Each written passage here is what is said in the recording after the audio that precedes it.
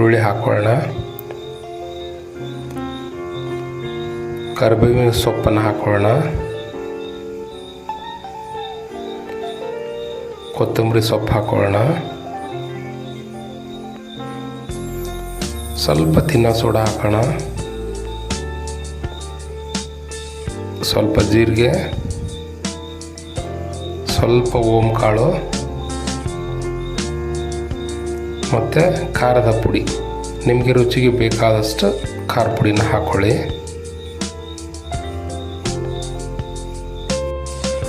ರುಚಿಗೆ ತಕ್ಕಷ್ಟು ಉಪ್ಪನ್ನು ಹಾಕ್ಕೊಳ್ಳೋಣ.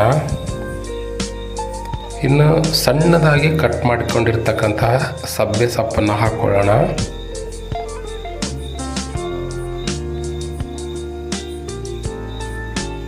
ಇದನ್ನು ಚೆನ್ನಾಗಿ ಸ್ವಲ್ಪ ಮಿಕ್ಸ್ ಮಾಡೋಣ.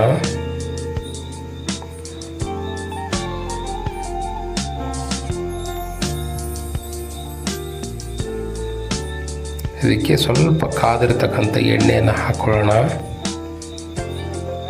ಬಿಸಿ ಬಿಸಿ ಅದು ಎಣ್ಣೆಯನ್ನು ಹಾಕ್ಕೊಂಡ್ರೆ ತುಂಬ ಚೆನ್ನಾಗಿ ಬರುತ್ತೆ, ಗರಿ ಗರಿಯಾಗಿ ಬರುತ್ತೆ.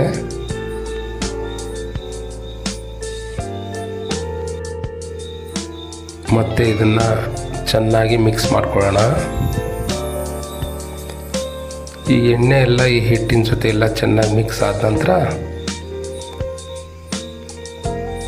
ಸ್ವಲ್ಪ ನೀರನ್ನು ಹಾಕ್ಕೊಂಡು ಕಾಯಿಸ್ಕೊಳ್ಳೋಣ.